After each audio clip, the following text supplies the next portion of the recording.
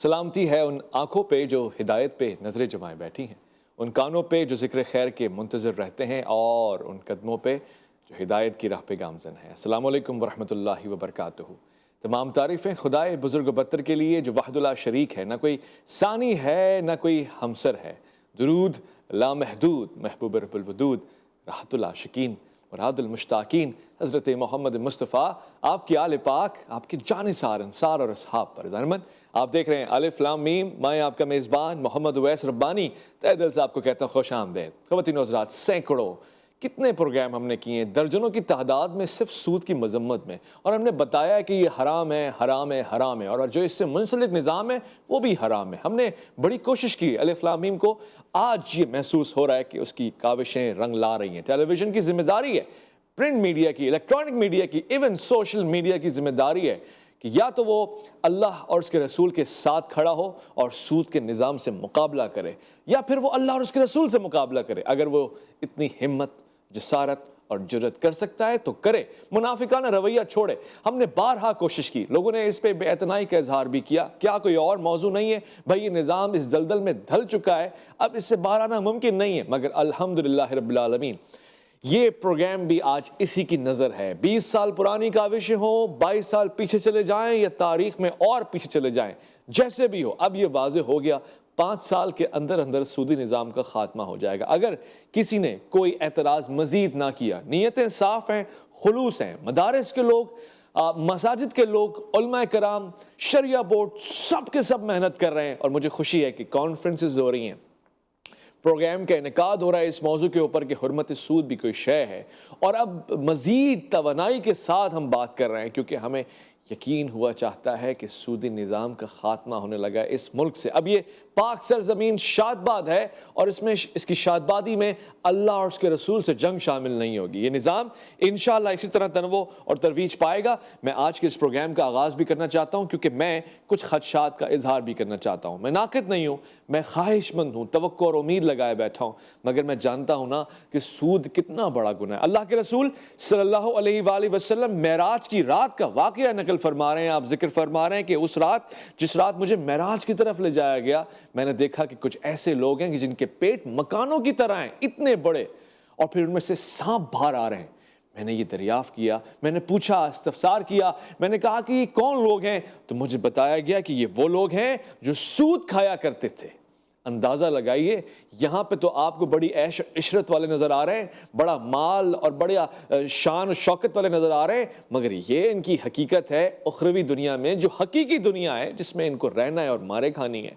मैंने आज इस प्रोग्राम को इसी उन्वान के साथ जोड़ दिया है। मैं इस प्रोग्राम में बहुत ही खुशदिली के साथ खुश आमदीद करना चाहता हूँ उन लोगों को जिन्होंने मेहनत की है, आवाज़ उठाई है, हर एक प्लेटफॉर्म पे आवाज़ उठाई है, चाहे वो इस्लामी नज़रियाती कौंसिल हो, चाहे वो शरिया बोर्ड हो। मुझे बड़ी खुशी हो रही है तारुफ करवाते हुए आज के इस प्रोग्राम की जीनत बने, और आपने ख़ास शर्फ बख्शा है सूद के हवाले से गुफ्तगू करने के लिए। आप चेयरमैन भी हैं शरिया बोर्ड के, बड़ा मसरूफ़ रहते हैं, उस मसरूफियत के बावजूद सूद और इस मौजू को बहुत ख़ास समझते हैं। डॉक्टर मुफ्ती हसन अशरफ उस्मानी, अस्सलाम वालेकुम रहमतुल्लाह। अस्सलाम वालेकुम रहमतुल्लाहि व बरकातुहू। खैर मकदम है आपका। साथ ही हमारे साथ मौजूद हैं, बारहा सूद के मौजू पे आपसे हमने इज़हार ख्याल सुना और हमने कोशिश की, काविश की, आपकी काविशें रंग ला रही हैं। मैं खुश आमदीद करना चाहता हूँ, इस्लामी नज़रियाती कौंसिल के मेंबर भी हैं अल्लामा ज़ियाउल्लाह शाह बुखारी। अस्सलाम वालेकुम, खुश आमदीद। रब्बानी साहब सलामत रहें, खुश रहें आप। उस्मानी साहब, बहरहाल ये जो जंग थी अब किसी नतीजे पे पहुंचती हुई नज़र आ रही है आपको? क्या पूरे वसूख से आप कह सकते हैं, और मैं सुनूं कि 5 साल में सूद का निज़ाम दरम बरम हो जाएगा, इस्लामी निज़ाम होगा?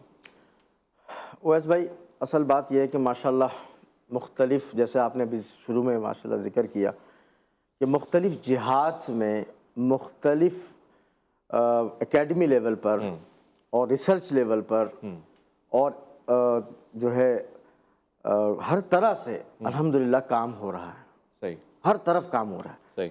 एक आम आदमी जिसको कुछ मालूम नहीं था, अल्हम्दुलिल्लाह वो भी अवेयरनेस के दर्जे में आ चुका है।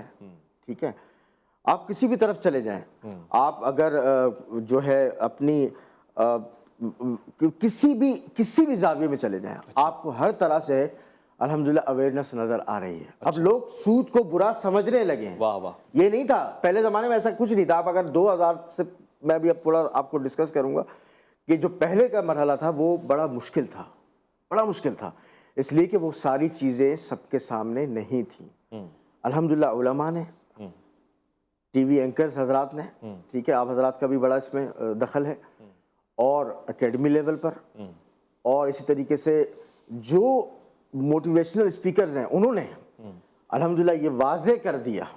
اور ابھی الحمدللہ تھوڑے دن پہلے آپ کو دیکھا ہے کہ آپ حرمت سود کانفرنس میں سب لوگ، ایسا مرحلہ صرف اس وقت آیا جب 1975 میں 20 قراردادیں منظور کی گئی تھیں. اس کے بعد سے کتنا وقفہ ہے، آج جا کر سب متفق طور پر جمع ہوئے. ماشاءاللہ ان سب نے متفقہ آواز اٹھائی کہ جی بھائی یہ بات تو اب کلیئر ہو گئی کہ اس پر نہیں جانا، اور اس پر وہ والی جو بیسک چیزیں الحمدللہ اس سے ہم نکل چکے ہیں، آگے کی طرف چل پڑے. اور امید ہے کہ دیکھیں ہم انشاءاللہ گورنمنٹ بھی لگ رہا ہے، نظر آ رہا ہے کچھ کہ وہ انشاءاللہ امید افزا باتیں کر رہی ہے، لیکن ساتھ ساتھ ہم تمام حضرات کی کیا ہے اس وقت ذمہ داری ڈبل ہو گئی. اچھا، ڈبل ہو گئی. آپ سینکڑوں افراد سے ملتے ہیں، میں سینکڑوں افراد سے ملتا ہوں، مختلف ہمارے پاس میڈیم ہے جس پہ ہم بات کرتے ہیں. ہماری ہر ایک کی ذمہ داری ہو گئی کہ دوسرے کو کنوے کرے، میسج کنوے کرے کہ بھائی صحیح ہے. اب ساری ڈائریکشن کلیئر ہو گئی ہے. آپ نے یہ بھی دیکھ لیا کہ سود کا آلٹرنیٹ الحمدللہ پورا موجود ہے. ہر فائنینشیل نیڈ ہمارے پاس ہے الحمدللہ. الحمدللہ کوئی بھی فائنینشیل نیڈ ایسی نہیں ہے کہ جس کو ہم کور نہ کر سکتے ہوں. وہاں تو کوئی موڈز ہی نہیں تھے، وہاں تو صرف سمپل سا ایک چل رہا تھا، لیکن یہاں پر الحمدللہ ایک موڈز آف فائنانس ہیں، لائبلٹی سائٹ ہو یا ایسٹ سائٹ ہو، ہر طریقے سے آپ کے پاس چیزیں ڈیولپ ہو گئی. آپ کے پاس بڑے بڑے بینک اسلامک ہو گئے ہیں، اور ان کا نظر آ رہا ہے کہ ان کی وجہ سے کتنا لوگوں میں آسانی ہو گئی. اچھا، یہ آلٹرنیٹ جو آپ نے بتایا یہ ہمارے پاس تیار ہے، میں اس پہ مزید بات کروں گا. میں یہ جاننا چاہوں گا کہ وہ آلٹرنیٹ کیا ہے، کیسا ہے، اور کتنا قابل عمل ہے، قابل قبول ہے، اور لوگوں میں کتنی جلدی مقبول ہو جائے گا، لوگوں کو اس سے فائدہ اور آسانی بھی ہوگی. کیونکہ میں کمپیریزن کروں گا دیگر ممالک کا جہاں پہ کنونشنل بینکنگ چل رہی ہے اس وقت، اور پھر یہ نظام رائج ہے. میں علامہ ضیاء اللہ شاہ بخاری کی طرف آتا ہوں اور یہ سوال پوچھتا ہوں. کئی پروگرام آپ کے ساتھ ہم نے کیے سود کی حرمت کے حوالے سے، مگر آج کا پروگرام بطور خاص سوال یہ ہے علامہ صاحب، یہ تسلسل باقی رہے گا انشاءاللہ، ہم فتح یاب ہو جائیں گے، مگر اگر کوئی چیز آپ کو ایسی نظر آ رہی ہے کہ جو دشواری ہے، آبسٹیکل ہے، اور جس کی وجہ سے یہ نظام پریویل کر سکتا ہے، وہ کیا ہو سکتی ہے، تاکہ ہم فوراً سے اس کی بھی تیاری کر لیں کہ نہیں، ہم سود کو کسی بھی طور سے قابل قبول نہیں سمجھتے اس نظام میں. بسم اللہ الرحمن الرحیم. اویس ربانی صاحب، میں آپ کو اور آپ کی ادارہ جی ٹی وی کو دل کی گہرائیوں سے مبارکباد پیش کرتا ہوں کہ اللہ تعالیٰ نے آپ سے بہت خیر کا کام لیا، اور ایک بالکل واضح حرام امر جو ہے سود، اس کے حوالے سے اللہ نے آپ کو اس طرح کی خدمات انجام دینے کی توفیق عطا فرمائی، سعادت بخشی، شرف عطا کیا.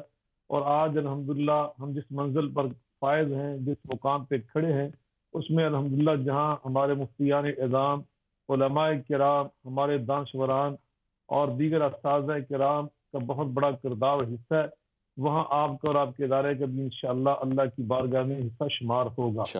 جہاں تک بات ہے اب جس منزل پہ ہم کھڑے ہیں، وہاں ہمیں بہت خوشخبری نظر آ رہی ہے. ٹھنڈی ہوائیں چل رہی ہیں، الحمدللہ منزل کے قریب پہنچنے کی انشاءاللہ پوزیشن میں آ رہے ہیں، جیسے بھی مفتی عثمانی صاحب بھی بات کر رہے تھے اور آپ نے بھی انٹرو میں ارشاد فرمایا.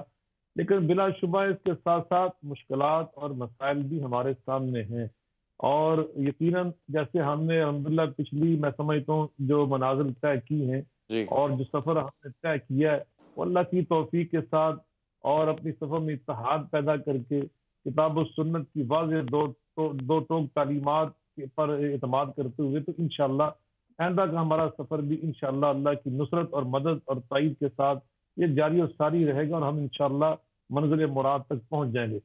دوسری بات یہ ہے کہ نبی کریم علیہ الصلوۃ والسلام کا ارشاد گرامی ہے کہ الحلال بین والحرام بین. میں نے آپ کے سامنے حلال بالکل واضح کر دیے، حرام بھی بالکل میں نے واضح کر دیے.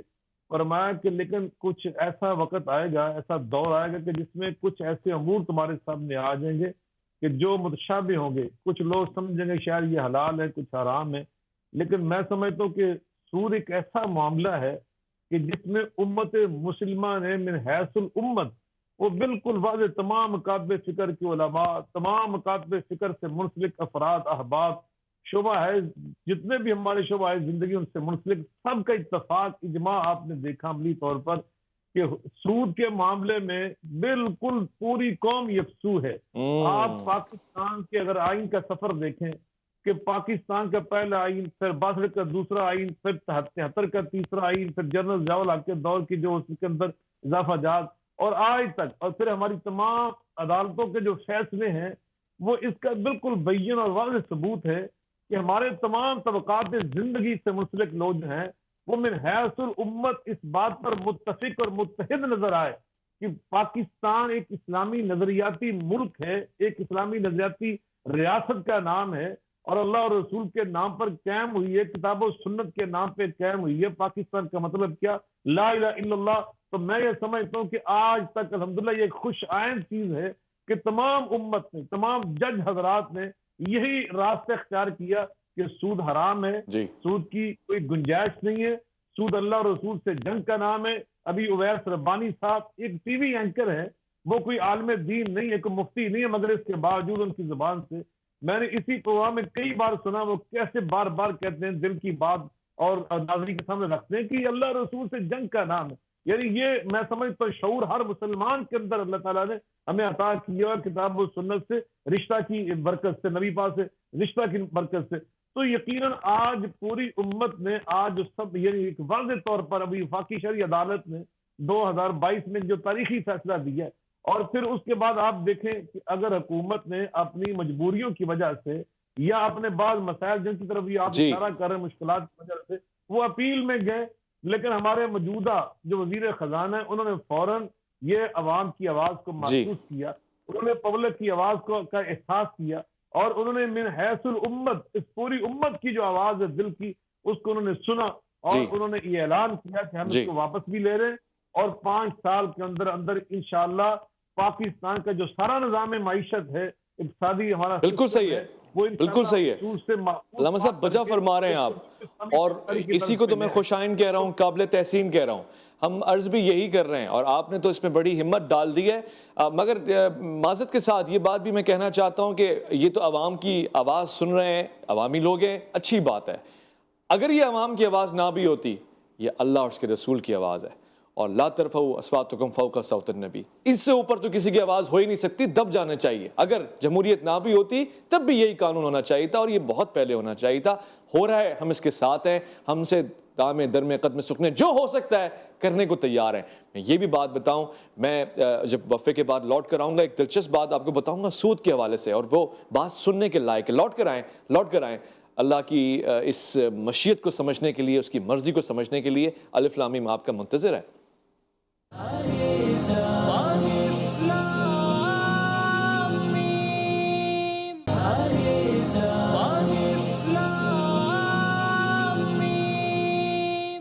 الف لام میم میں خوش آمدید. میں محمد اویس ربانی آپ کا انتظار کرتا ہوں. آپ وقفے پہ جاتے ہیں. میں آپ سے سود کی حرمت کے حوالے سے گفتگو کر رہا ہوں اور میرے ساتھ ڈاکٹر مفتی حسان صاحب بیٹھے ہوئے ہیں، ساتھ ساتھ علامہ ضیاء الحق شاہ بخاری صاحب بیٹھے ہوئے ہیں. گفتگو بہت دلچسپ ہو رہی ہے، سنجیدہ ہو رہی ہے. عثمانی صاحب سے، بخاری صاحب سے یہی بات سننے میں آ رہی ہے. کئی پروگرامز میں ہم نے یہی بات کی ہے کہ سود تو اللہ اور اس کے رسول سے جنگ ہے. کیسے ممکن ہے؟ کن بازوؤں میں اتنی طاقت ہے کہ وہ اللہ اور اس کے رسول سے جنگ کر سکتا ہے؟ یہ بات تو بدو گفتگو کرتے ہوئے جنرل کامران ساتھی صاحب سے میں نے کی، جو ملٹری فائنینس کو ہینڈل کرتے ہیں، پورا بجٹ بناتے ہیں وہ، اور قابل آدمی، انتہائی مخلص آدمی ہے، ایماندار آدمی ہے. سارے دوست سوال پوچھ رہے تھے، میں نے یہ سوال پوچھا. بات ہو رہی تھی ہندوستان، پاکستان، دیگر ممالک سے، ان تمام دشمنوں سے کیا ہم جنگ کر سکتے ہیں؟ میں نے کہا حضرت مجھے نہیں معلوم، میرا خیال ہے ہم سب سے جنگ کر سکتے ہیں. اگر نہیں کر سکتے تو اللہ اور اس کے رسول سے نہیں کر سکتے. ہماری داخلی اور خارجہ پالیسی سے سود نکل جائے، ہمارے اداروں سے، شعبہ جات سے سود نکل جائے، آپ کی میری تنخواہوں میں جو انٹرسٹ آتا ہے، کٹتا ہے، یہ سب نکل جائے، تو پھر ہم اللہ اور اس کے رسول سے کم جنگ نہیں کر سکتے. یہ جنگ تو ہر حال میں ہم ہار جائیں گے اور نست و نابود ہو جائیں گے. اور اگر ان کے دوست ہو جائیں گے تو پھر اللہ مولا ہے مومنین کا، وہ ساتھ ہے, وہ معاون کرنے والا ہے, مددگار ہے, رسول ہے, اور پھر وہ لوگ ہیں جو مومنین ہیں. یہ بات میں نے کہی, مگر میں عثمانی صاحب سے پوچھنا چاہتا ہوں, اب جو آلٹرنیٹ آ رہا ہے وہ کیسا ہے؟ کیا عام آدمی کو اس سے فائدہ ہوگا؟ کیا کوئی اس کا مس یوز تو نہیں کرے گا؟ بس بھائی ماشاءاللہ الحمدللہ علماء نے ایک بڑی تفصیلی جد و جہد کی ہے. یہ ایسا نہیں ہے کہ جی آج کوئی کھڑا ہوا اور اس نے یہ اعلان کیا کہ میں غیر سودی بینکاری کا ایک پورا نظام قائم کرتا ہوں اور اس پہ چل پڑے. نہیں, بلکہ مختلف جہات پر یہ سفر شروع ہوتا ہے تقریباً 1980 سے. اس کے اندر بہت ادوار ہیں. اسٹارٹنگ وہاں سے ہوتی ہے. میرے والد صاحب مفتی تقی عثمانی صاحب نے اپنی زندگی کا اکثر حصہ اس کام میں لگایا. یہ دیکھیں, یہ ایسا کچھ آسان نہیں ہے کہ جی بس ایک تھاٹس ہیں اور اس کو چل پڑے, نہیں, بلکہ قرآن و سنت سے ماخوذ ساری چیزیں ایڈاپٹ کی گئیں اس نظام کے اندر. اچھا, قرآن و سنت سے کوئی چیز آپ کو قرآن و سنت سے باہر نہیں نظر آئی. مطلب جو بھی ہم ٹرانزیکشن کرتے ہیں آج کل اسلامی بینکنگ میں, وہ ساری کی ساری ماخوذ ہیں قرآن, سنت, اجماع اور قیاس. جیسا کہ آپ کو پتہ ہے کہ ہمارے سورسز آف شریعہ جو ہیں وہ یہ 4 ہیں کہ آپ انہی سے آپ چیزیں مسائل نکالتے ہیں. جب مسائل آتے ہیں تو ہم انہی سے جواب دیتے ہیں, اس کے علاوہ کوئی اور چیز نہیں ہوتی. تو الحمدللہ یہ سلسلہ شروع ہوا, مختلف جہات سے کام ہوا. میں نے بتایا تھا جیسے شروع میں کہ جی اکیڈمی لیول پہ بھی کام ہوا, بزنس لیول پہ بھی کام ہوا, سارے لوگوں نے مل کر ایک کام شروع کیا. اس کے بعد مختلف اسلامی نظریاتی کونسل میں کئی قراردادیں منظور ہوئیں. یہ ضیاء صاحب کے زمانے میں, والد صاحب اس وقت اس سے چیئرمین ہوا کرتے تھے اسلامی نظریاتی کونسل کے. انہوں نے, جیسا کہ آپ نے سنا ہوگا کہ بہت ساری قراردادیں جمع کی گئیں, لیکن یہ سب اس وقت یعنی ایک تھیوریٹیکل چیز تھی, سامنے بہت زیادہ پریکٹیکل چیز نہیں تھی. لیکن وقت کے ساتھ ساتھ الحمدللہ ایک پورا نظام پاکستان میں رائج ہوا, اور وہ اس کی بیس کیا تھی؟ مختلف دنیا کے علماء, AOF انٹرنیشنل یعنی اکاؤنٹنگ, وہ پورا ایک وہاں بیٹھ کے انہوں نے ایک پورا لاہ عمل طے کیا, اسٹینڈرڈز بنائے. اب آپ کے پاس ساری جو بھی اسلامک بینکنگ ہو رہی ہے وہ AOF کے اسٹینڈرڈز کے طور پر ہو رہی ہے. یعنی آپ وہ صرف پاکستان میں نہیں ہے, مڈل ایسٹ میں بھی ہے, ٹھیک ہے نا, افریقہ میں بھی ہے, مختلف جگہ پر وہ کام ہو رہا ہے. پھر ہمارے ہاں بڑا اچھا سسٹم اسلامی بینکنگ کا ڈویژن قائم کیا گیا اسٹیٹ بینک میں. بہت اچھا کام ہے ہمارا اسٹیٹ بینک جو اسلامک ڈویژن کام کر رہا ہے.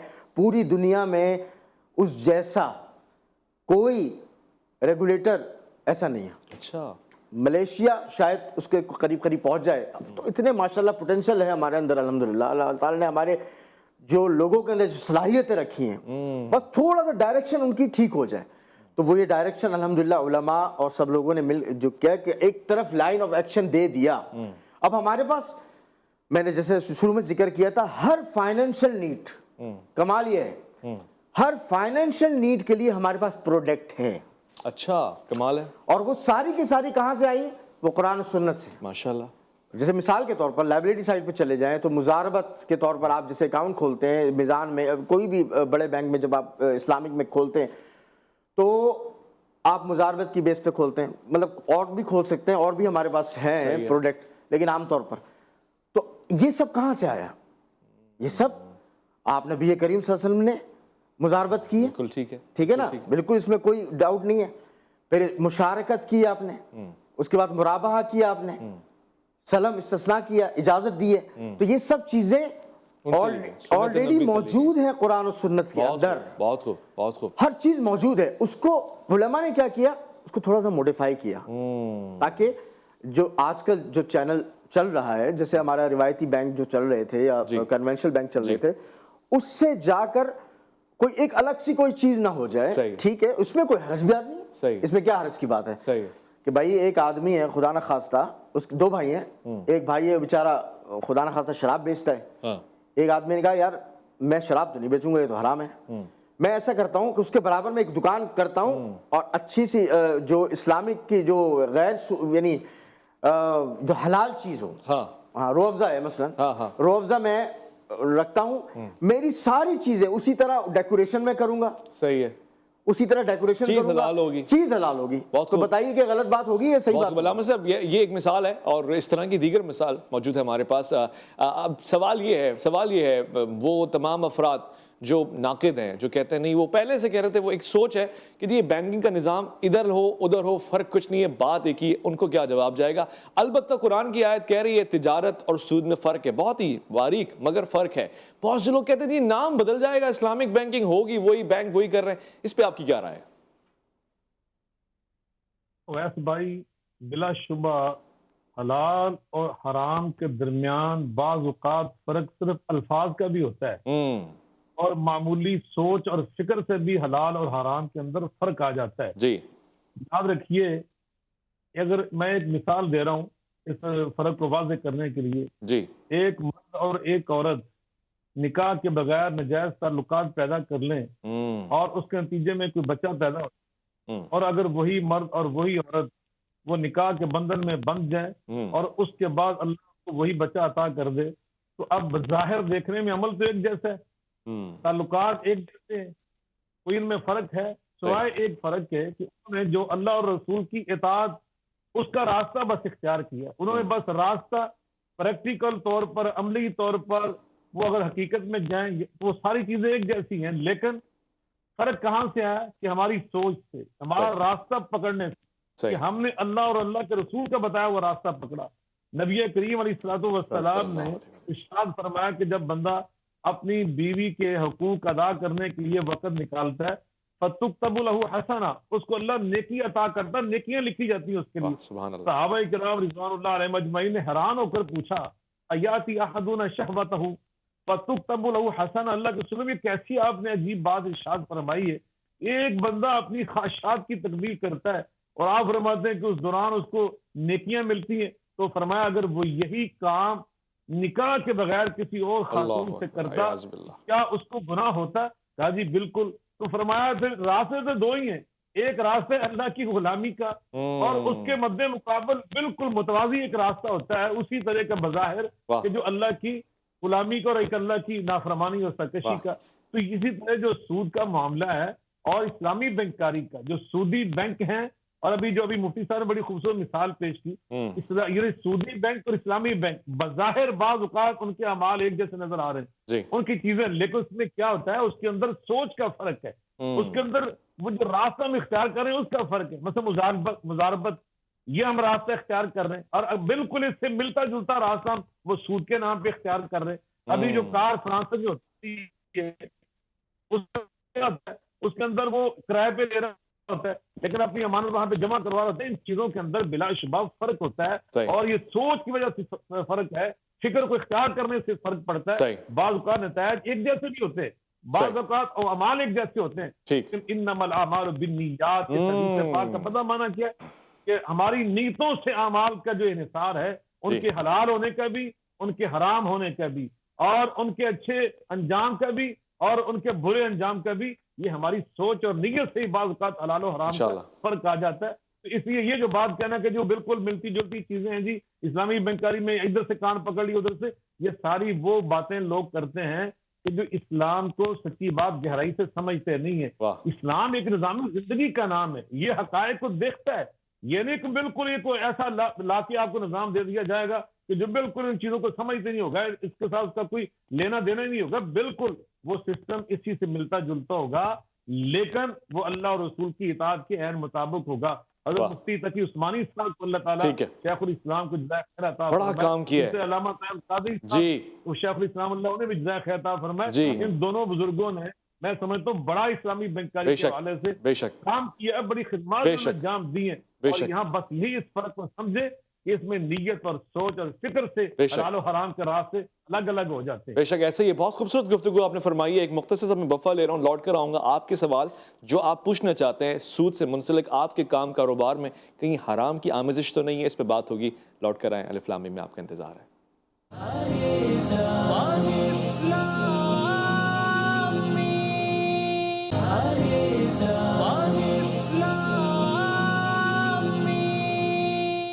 خواتین حضرات، خصوصاً خاص طور سے سود سے منسلک جڑے ہوئے لوگ جو ایک کام کاروبار میں ماضی میں سود کی بلا اس کے آسیب سے جڑے ہوئے تھے، انہوں نے توبہ کر لی، کام چھوڑ دیا، اب جو ان کے پاس مال آ گیا، سود کا مال تھا، وہ کیا کریں؟ تو یہ سوال کئی مرتبہ پوچھا گیا ہے مختلف پہلو سے۔ وہ مال جو سود کی کاروبار، تجارت، آمدنی کسی بھی طرح سے جڑ کر آیا، اب وہ مال تو ان کے پاس ہے، توبہ وہ کر چکے ہیں، مفتی صاحب اس مال کا کیا کیا جانا بہتر؟ کیا اس کا صدقہ، خیرات، فلاحی کاموں میں آ جانا مناسب ہوگا؟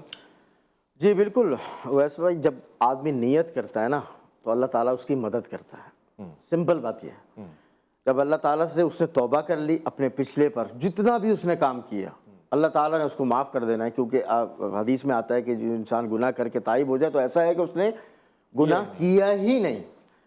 تو جب یہ بات ہو گئی تو الحمدللہ ایک طرف تو اللہ تعالیٰ نے اس کو ڈیلیٹ کر دیا، اس کی چیزیں، انشاءاللہ۔ اور اس کے بعد اب وہ ظاہر سی بات ہے، وہ فارغ تو نہیں بیٹھے گا، کام کرے گا انشاءاللہ، وقتاً فوقتاً۔ یہ نہیں ہو سکتا کہ ایک منٹ میں لپیٹ دیا جائے۔ اس کی کوشش ہے، اس کی نیت ہے، وہ نیت کے ساتھ اپنے اسلامک طریقے پر چل رہا ہے، تو الحمدللہ اس کی شریعت اجازت دیتی ہے کہ بھائی جب تک وہ پورا مرحلہ چینج نہ ہو جائے، تبدیل نہ ہو جائے، تو اس کو آپ کسی اچھی جگہ پہ انویسٹ کر دیں۔ دوسرا یہ کہ آپ چیریٹی کریں، اچھا، اور اس کے ساتھ چیریٹی کر دیں۔ آپ اس کو، جو آپ نے سود سے پروفٹ کمایا ہے تو آپ اس کو چیریٹی کر سکتے ہیں۔ اتنا بڑا آج کل تو بھائی سب سے بڑی بات ہے ویلفیئر چیزیں ہیں، تو آپ اس میں آپ چیریٹی کریں، اور اس کے ساتھ ساتھ پیرالل آپ اسلامک وے میں جا کر کام شروع کریں، تو اللہ تعالیٰ برکت ڈالنے والا ہے۔ کسی کے اندر مجال ہے کہ وہ جو ہے نا وہ اپنے طور پر یہ کچھ کر سکتا ہے؟ نہیں، چیریٹی پہ ثواب ملے گا، اجر ملے گا؟ بالکل ملے گا انشاءاللہ۔ اللہ دیکھیں، نیت کی بھی بات آ گئی نا یہاں پر۔ صحیح۔ ویسے اوریجنل بات تو یہ ہے کہ جب وہ سود کے جو پیسے ہیں اس کو ہم نے یہ کرنا ہے کہ جی بغیر کسی ثواب کی نیت سے چیریٹی کرنی ہے، یہ ایک سمپل اصول ہے۔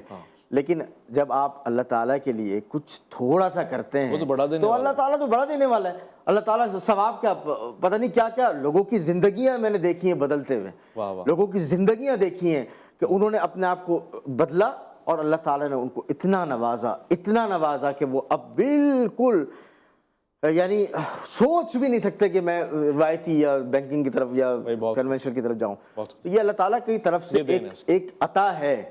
جب آدمی نیت صحیح کرتا ہے تو بہت ساری چیزیں آسان ہو جاتی ہیں۔ ٹھیک ہے علامہ صاحب، یہ گفتگو آپ کی طرف بھی آئے گی۔ ابھی یہ بات تو واضح ہو گئی کہ سود چیریٹی بھی کیا جا سکتا ہے جو ماضی کی زندگی میں کمایا گیا ہے، البتہ غیر دانستہ جو سود میری آمدنی میں شامل ہو گیا، مجھے اندازہ ہی نہیں کہاں تھا، کتنا تھا، کیسے تھا، شامل ہو گیا، اب میں توبہ کر چکا ہوں مگر پچھلے ریکارڈز میرے پاس نہیں ہیں، کتنی رقم ہے، اس کی تعداد مجھے نہیں معلوم، مجھ پہ کیا حکم آتا ہے، میں کیسے اس سے جان چھڑاؤں؟ بھول چول معاف ہو جائے گی یا کچھ کرنا پڑے گا؟ دیکھیں، نبی کریم صلی اللہ علیہ وآلہ وسلم نے ہمیں کسی پہلو سے بھی پیچھنا نہیں چھوڑا۔ جی بے شک۔ آپ نے ارشاد فرمایا ہے، رفع عن امتی الخطا والنسیان وما استکرہوا علیہ، اور ایک روایت میں آپ نے ارشاد فرمایا کہ رفع عن امتی لأجلی، اور ایک میں فرمایا لی، رفع عن امتی لی، کہ میری برکت سے، میری وجہ سے اللہ تعالیٰ نے میری امت کو تین چیزیں معاف کی ہیں۔ ایک خطا، انسان خطا سے کوئی کام کرتا ہے، دوسرا فرمایا بھول کر، ونسیان، مستقری، اور تیسرا فرمایا کہ جس میں انسان کا چارہ نہ ہو۔ انسان جیسے بھی آپ نے ارشاد فرمایا کہ انسان بیچارگی، جیسے بھی ہمارے بین الاقوامی معاملات ہیں کہ ان کے اندر ہمارے چارہ گری نہیں ہے، ہمارا اس میں زبردستی ہم کر سکتے ہیں، ہمارا اس میں بعض اختیار نہیں ہوتا، ایسی چیزوں میں اللہ کی طرف سے معافی ہے، یہ نبی پاک صلی اللہ علیہ وسلم نے فرمایا ہوا ہے۔ تو اس لیے اس بات کو تو آپ اس لحاظ سے دیکھیں۔ دوسری بات ہے کہ یہاں آپ التائب من الذنب کمن لا ذنب لہ، اپنے معافی ضرور مانگے۔ معافی اور توبہ کی برکت سے اللہ تعالیٰ بالکل انسان کو اس گناہ سے پاک اور صاف کر دیتا ہے۔ سورہ الفرقان میں اللہ فرماتے ہیں الا من تاب وآمن وعمل عملا صالحا فاولئک یبدل اللہ سیئاتہم حسنات، کہ اللہ سے اگر بندہ سچے دل سے تائب ہو جائے تو بعض اوقات اللہ سے معاف نہیں کرتا بلکہ اس کی برائیوں کو نیکیوں میں تبدیل فرما دیتا ہے۔ تو اس لیے ہمیں صدقے دل سے توبہ کرنی چاہیے۔ چوتھی بات یہ ہے، جب یہ مفتی صاحب بھی ارشاد فرمائے، ان کی تائید کرتے بات کو تھوڑا سا آگے بڑھانا چاہتا ہوں کہ یہ جو نا سود کے منافع کو اللہ کی راہ میں خرچ کرنا، اس کے لیے یہ بات واضح ہے کہ ان اللہ طیب لا یقبل الا طیبا، آپ اس کو کسی عبادت میں عبادت کی نیت سے صرف نہیں کر سکتے. آپ اس سے حج کر چلے جائیں، آپ اسے زکوٰۃ نکالیں، آپ اسے صدقہ و خیرات کریں، یہ نہیں ہے. اور آپ اس سے اپنی جان چھڑائیں. علماء نے وہاں ایک لفظ لکھا ہے لنیت التخلص لا لنیت الاجر والثواب، اجر و ثواب کی نیت سے نہیں، اپنی جان چھڑانے اور اپنے مال کو اس سے پاک اور صاف کرنے اور اپنے پاکیزہ مال کو اس کی نحوست سے دور کرنے کے لیے اس جذبے کے ساتھ. اس لیے مفتی صاحب جو ارشاد فرمایا تھا وہ یہی تھا کہ جب آپ کا جذبہ یہ ہوگا نا اللہ کی غلامی کا، آپ اس غلامی کی روح اپنے اندر سرائے اس کو ڈال رہے ہیں خوشبو کو، تو اس خوشبو کا آپ کو اجر ملے گا، اس جذبے کا آپ کو اجر ملے گا. رہی یہ بات جو آپ نے اپنی جان چھڑائی، اس پہ کوئی اجر نہیں ہے نہ نیکی، لیکن اس جذبے کے اللہ آپ کو نیکی عطا فرمائے. جو جذبہ آپ کے اندر پیدا ہو گیا اور اس جذبے نے آپ کو اللہ کی غلامی کے راستے پہ لگا دیا، اللہ اور رسول کی محبت میں فنا اور نچھاور ہو کر آپ ان چیزوں کو بالکل جان چھڑا رہے ہیں جو اس کے پیچھے پڑے ہوئے تھے اس مال کے، لیکن آج اللہ نے آپ کی اس منزل پہ فیض کر دیا. تو یقیناً ہمیں اپنے کاروبار کو جیسے بھی ہو فاتقوا اللہ ما استطعتم اذا امرتکم بامر فاتوا منہ ما استطعتم، اللہ کی دی توفیق اور استطاعت کے مطابق اپنے آپ کو سود سے دور کریں اور اپنے کاروبار کو سود سے پاک اور صاف کریں. اللہ آمین. پروردگار کا بڑا شکر ہے، اس پروگرام کا جو مقصد تھا وہ مجھے حاصل ہوا. علامہ ضیاء اللہ شاہ بخاری صاحب کا انتہائی شکر گزار ہوں، ڈاکٹر مفتی حسان اشرف عثمانی کا انتہائی شکر گزار ہوں. بہت مشکل چیزیں آسان کر دی ہیں آپ کی موجودگی سے، بہت زیادہ خوشی محسوس ہو رہی ہے اور پھر کام بھی ہو رہا ہے. میں خواتین و حضرات آپ سے اجازت لوں گا. یہ بات ضرور بتاؤں گا آپ کو وہ کیا گفتگو کی تھی. مزارع اور مالک کے درمیان تکرار تھی. مزارع اور مالک میں ایک روز دونوں یہ کہہ رہے تھے میرا مال ہے زمین. کہتا تھا وہ کرے جو زراعت اسی کا کھیت، کہتا تھا یہ عقل ٹھکانے تیری نہیں. اقبال کہتا ہے میں نے پوچھا زمین سے بتا کہ ہے کس کا مال تو کہنے لگی مجھے تو ہے اس بات پہ یقین، مالک ہو یا مزارع شوریدہ حال ہے، جو زیر آسماں ہے دھرتی کا مال ہے. یہ دونوں میری پراپرٹی ہیں، ہم اس کی پراپرٹی ہیں جس کے پاس لوٹ کے جانا ہے اس کی پرواہ کرنی پڑے گی. یہی آج مقصد ہے. انشاءاللہ اگلے پروگرام میں لوٹ کر آئیں گے، مزید پروگرام کریں گے اور آپ کے سوال جواب بھی لیں گے. اپنا خیال رکھیں گے، آپ اپنے سے بڑھ کے خیال رکھیں گے ملک پاکستان کا، اللہ کے فرمان کا. اویس ربانی کو دیجیے گا اجازت.